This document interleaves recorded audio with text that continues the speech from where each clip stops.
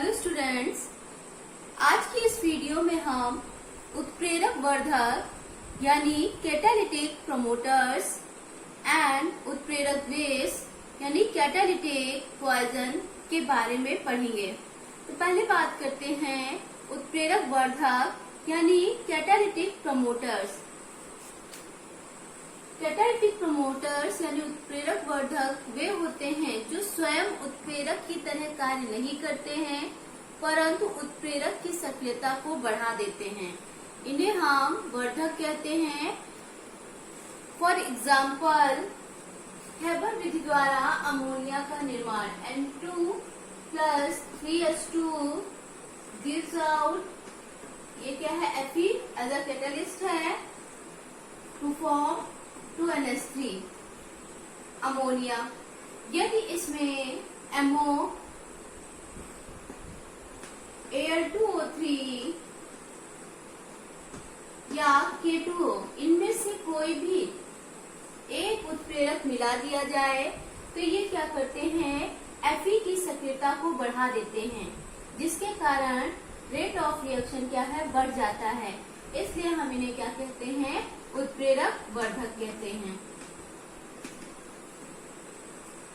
यानी जो ये क्या है, स्वयं उत्प्रेरक का कार्य नहीं कर रहे हैं किंतु ये क्या कर रहे हैं, Fe यानी उत्प्रेरक की सक्रियता को बढ़ा दे रहे हैं, इसलिए हम इनको उत्प्रेरक वर्धक कहते हैं। ये कैसे कार्य करते हैं ये देखते हैं। तो जो उत्प्रेरक वर्धक है यानी इनकी क्रियाविधि मैकेनिज्म,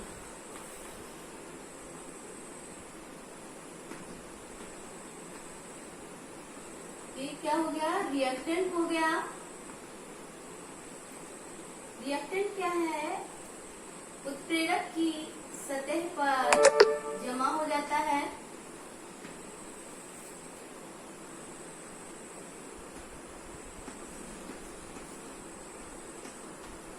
यानी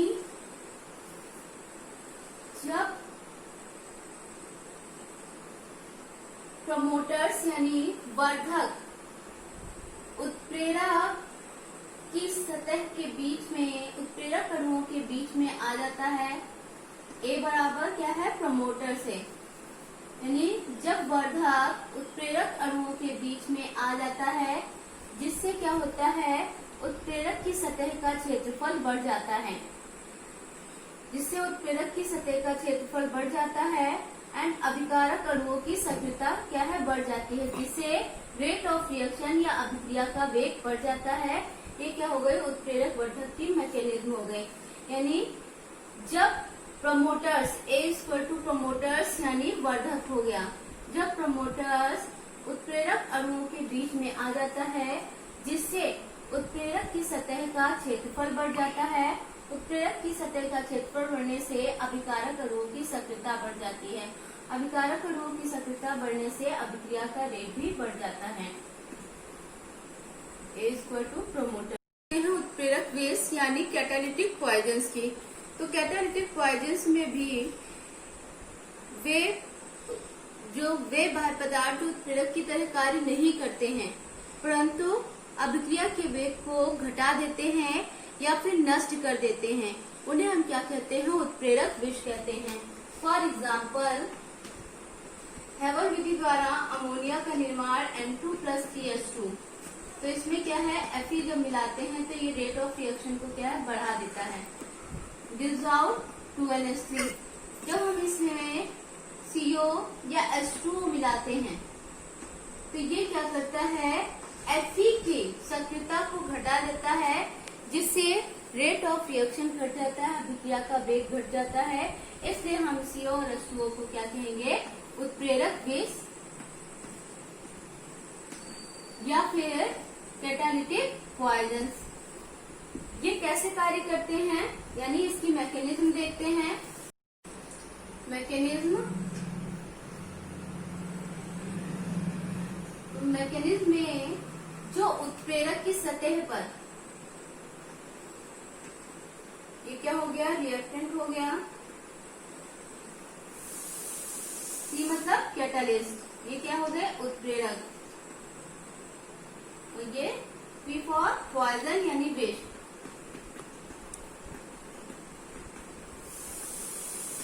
यानी उत्प्रेरक की सतह पर अभिकारक से पहले पॉइजन का एब्जॉर्प्शन हो जाता है, जिससे रेट ऑफ रिएक्शन घट जाता है या नष्ट हो जाती है।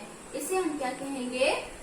कैटालिटिक पॉइजन की मैकेनिज्म। इसमें क्या होगा? ये उत्प्रेरक है, उत्प्रेरक की सतह पर जो ये अभिकारक से पहले पॉइजन क्या होगा? एब्जॉर्ब हो जाएगा, जिससे रेट ऑफ रिएक्शन घट जाएगी। उत्प्रेरक के सिद्धांत। उत्प्रेरक के 3 सिद्धांत हैं। पहला माध्यमिक यौगिक सिद्धांत यानी इंटरमीडिएट कंपाउंड प्रिंसिपल। सेकंड अधिशोषण सिद्धांत, एब्जॉर्प्शन थ्योरी। एंड थर्ड आधुनिक अधिशोषण सिद्धांत, मॉडर्न एब्जॉर्प्शन थ्योरी या मॉडर्न एब्जॉर्प्शन प्रिंसिपल। तो हम बात करते हैं फर्स्ट की माध्यमिक यौगिक सिद्धांत। माध्यमिक यौगिक सिद्धांत का प्रतिपादन क्लीमेंट तथा डेसाम ने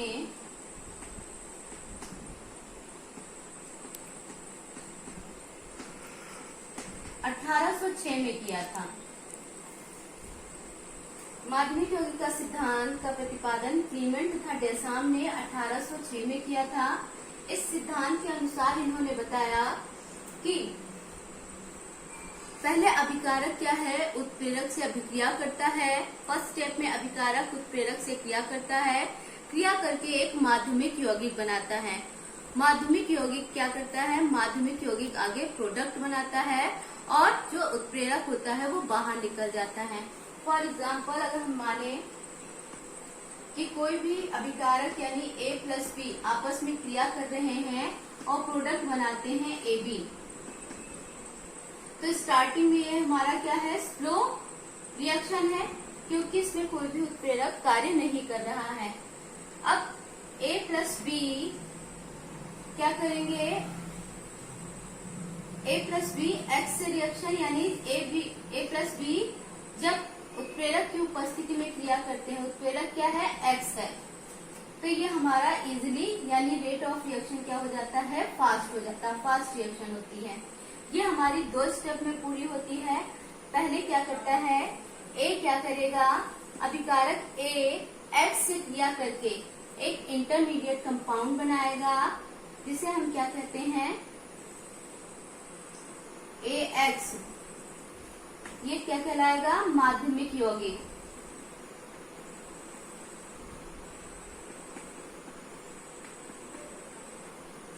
सेकेंड स्टेप में जो माध्यमिक यौगिक है वो क्या करेगा? दूसरे अभिकारक से क्रिया करके प्रोडक्ट बनाएगा AB प्लस X, यानी उत्प्रेरक क्या है? बाहर निकल जाएगा। यानी माध्यमिक यौगिक सिद्धांत 2 स्टेप में पूरा होता है।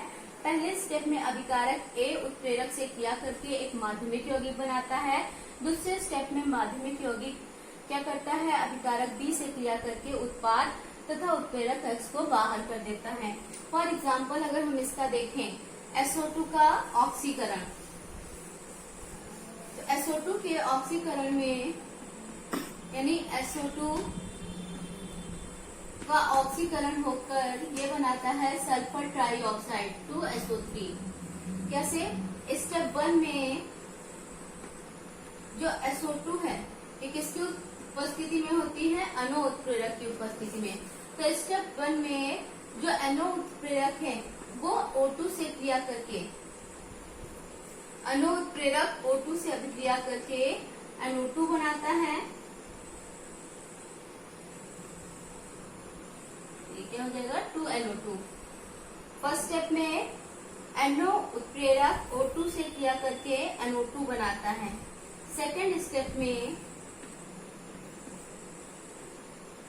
SO2 क्या करता है? ये क्या हो गया? इंटरमीडिएट कंपाउंड या माध्यमिक यौगिक हो गया, माध्यमिक यौगिक। सेकेंड स्टेप में SO2 क्या करेगा? NO2 से क्रिया करेगा, यानी माध्यमिक यौगिक से क्रिया करेगा, जिससे इसका एक ऑक्सीजन इसमें जाके क्या हो जाएगा? ऐड हो जाएगा, बना लेगा SO3 प्लस उत्प्रेरक NO क्या है? बाहर निकल जाएगा। ठीक। फर्स्ट स्टेप में पहले उत्प्रेरक क्या करता है? एक अभिकारक से क्रिया करके माध्यमिक यौगिक बनाता है। सेकेंड स्टेप में जो माध्यमिक यौगिक है वो दूसरे अभिकारक से क्रिया करके उत्पाद बनाता है तथा उत्प्रेरक को बाहर कर देता है। यानी ये हमारा 2 स्टेप में कंप्लीट होता है। तो ये हमारा क्या हो गया, NO। माध्यमिक यौगिक सिद्धांत की अगर कमी देखें तो इसकी सबसे बड़ी कमी यह है कि यह उत्प्रेरक वर्धक तथा उत्प्रेरक विष की व्याख्या नहीं करता है। तो कमी में क्या लिखेंगे कि माध्यमिक यौगिक सिद्धांत के द्वारा उत्प्रेरक वर्धक या उत्प्रेरक विष की व्याख्या नहीं की जा सकती है। अब आता है दूसरा, सेकंड है अधिशोषण सिद्धांत। अधिशोषण सिद्धांत यानी विषमांगी उत्प्रेरण की व्याख्या करने के लिए फैराडे ने एक सिद्धांत प्रस्तुत किया, जिसे हम क्या कहते हैं, अधिशोषण सिद्धांत कहते हैं। इस सिद्धांत के अनुसार गैसीय अभिकारक अणु क्या होते हैं, उत्प्रेरक की सतह पर एब्जॉर्ब हो जाते हैं। सिद्धांत के अनुसार गैसीय अभिकारक अणु उत्प्रेरक की सतह पर अधिशोषित हो जाते हैं, जिससे अभिकारक अणुओं की सांद्रता बढ़ जाती है और अभिक्रिया का वेग बढ़ जाता है। इसके लिए जो उत्प्रेरक है वो चूर्ण या कोलाइडी अवस्था में होना चाहिए। ये सिद्धांत उत्प्रेरक वर्धक तथा उत्प्रेरक विष की व्याख्या करता है। ये सिद्धांत उत्प्रेरक वर्धक की व्याख्या किस प्रकार करता है, यानी जो वर्धक होते हैं वो उत्प्रेरक अणुओं के बीच में आ जाते हैं, जिससे उत्प्रेरक अणुओं का क्षेत्रफल क्या है, बढ़ जाता है। उत्प्रेरक अणुओं का क्षेत्रफल बढ़ने से अभिकारक अणुओं की सांद्रता बढ़ जाती है, जिससे अभिक्रिया का वेग बढ़ जाता है। अब आधुनिक अधिशोषण सिद्धांत। आधुनिक अधिशोषण सिद्धांत माध्यमिक यौगिक सिद्धांत तथा अधिशोषण सिद्धांत का योग है।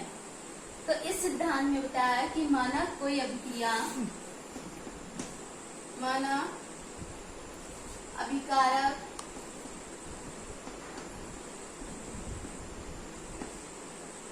A व B मिलकर उत्प्रेरक की उपस्थिति में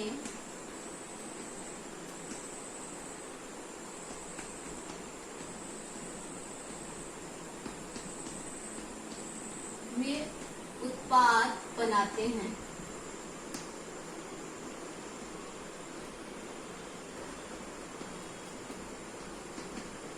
फिर क्या होगा, A प्लस B क्रिया करके क्या करेगा, उत्प्रेरक यानी X की उपस्थिति में उत्पाद बनाएगा।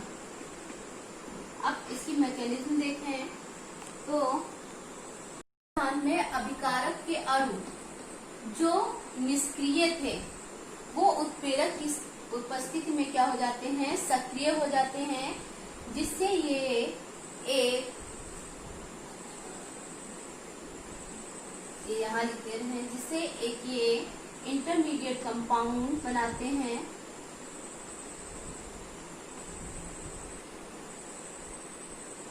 अधिशोषित माध्यमिक यौगिक यानी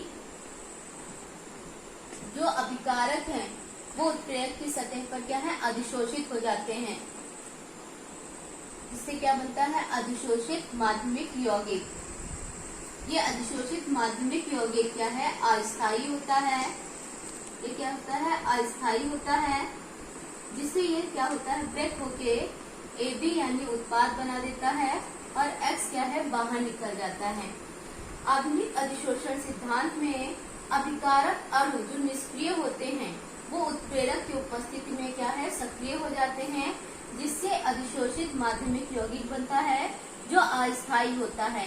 ये क्या करता है, टूटकर यानी उत्प्रेरक को बाहर निकाल देता है और स्थायी उत्पाद बना देता है। इसे हम क्या कहते हैं, आधुनिक अधिशोषण सिद्धांत कहते हैं। सक्रिय केंद्र यानी एक्टिव सेंटर्स। तो उत्प्रेरक की सतह पर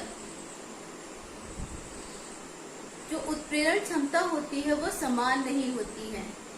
वे बिंदु जहां उत्प्रेरण क्षमता अधिक होती है उन्हें हम एक्टिव सेंटर्स कहते हैं। उत्प्रेरण क्षमता पीक्स में, गहराई में, कॉर्नर्स में सबसे अधिक होती है। यानी ये इसकी क्या हो गई, गहराई, जिसे हम क्या कहते हैं, क्रैकर्स कहते हैं, CRACKERS। ये क्या हो गया, पीक हो गया। तो यहाँ पर उत्प्रेरण क्षमता क्या होती है, ज्यादा होती है। ये क्या है, इसके साइड्स हैं। मान लेते हैं एनआई उत्प्रेरक है तो तो उत्प्रेरक की सतह पर उत्प्रेरण क्षमता समान नहीं होती है। जिन बिंदुओं पर ये उत्प्रेरण क्षमता अधिक होती है उन्हें हम क्या कहते हैं, एक्टिव सेंटर्स कहते हैं। तो इनमें क्या आता है, पीक आता है, साइट्स आते हैं और क्रैकर्स आते हैं। ये सब क्या कहलाते हैं, एक्टिव सेंटर्स कहलाते हैं। Thank you.